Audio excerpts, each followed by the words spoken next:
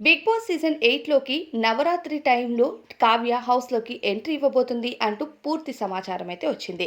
పక్కా official confirmation దొరికిపోయిందనే చెప్పాలి. Big boss season 8లో ప్రస్తుతం నిఖిల్ మనందరినీ ఎంటర్‌టైన్ చేస్తున్నాడు.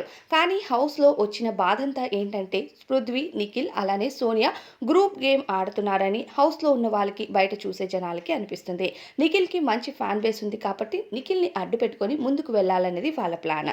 కానీ ఇప్పుడు డేంజర్ జోన్‌లో పృథ్వీ, సోనియా ఇద్దరు ఉన్నారు ఈ వారం ఓటింగ్స్‌లో. అయితే ఇద్దరిలో పృథ్వీ ఉంటే పర్వాలేదు. కానీ సోనియా ఉందంటే మాత్రం ఇక పృథ్వీ ఆట కూడా సోనియా పైన మరింత పాజిటివ్ వచ్చి నిఖిల్ మరింత ప్రేమ, మరింత ఆప్యాయత చూపించడానికి ట్రై చేస్తాడు. అదే సోనియా వెళ్ళిపోతే పృథ్వీ, నిఖిల్ ఎవరి గేమ్ ఆళ్ళు ఆడటం మొదలుపెడతారు. అయితే ఇలాంటి టైంలో హౌస్‌లోకి కావ్య వైల్డ్ కార్డ్ ఎంట్రీ ఇస్తే బావుంటుంది అని అభిమానులంతా ఎదురుచూస్తున్నారు. దీనికి అఫీషియల్ కన్ఫర్మేషన్ ఏంటి అంటే ఎవరైతే కావ్య ఒక సీరియల్‌లో చేస్తుందో 'చిన్ని' అనే సీరియల్ నుంచి కావ్య తప్పుకుంది.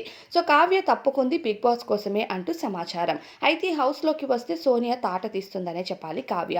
అయితే కావ్య, నిఖిల్ మధ్య ఏర్పడిన ఏదైతే గ్యాప్ ఉందో అది కూడా ఫిల్ అయ్యి ఇద్దరు మంచి బాండింగ్ మళ్ళీ క్రియేట్ అవుతుంది అని నిఖిల్ అభిమానులంతా ఆశిస్తున్నారు కావ్య హౌస్‌లోకి రావాలని.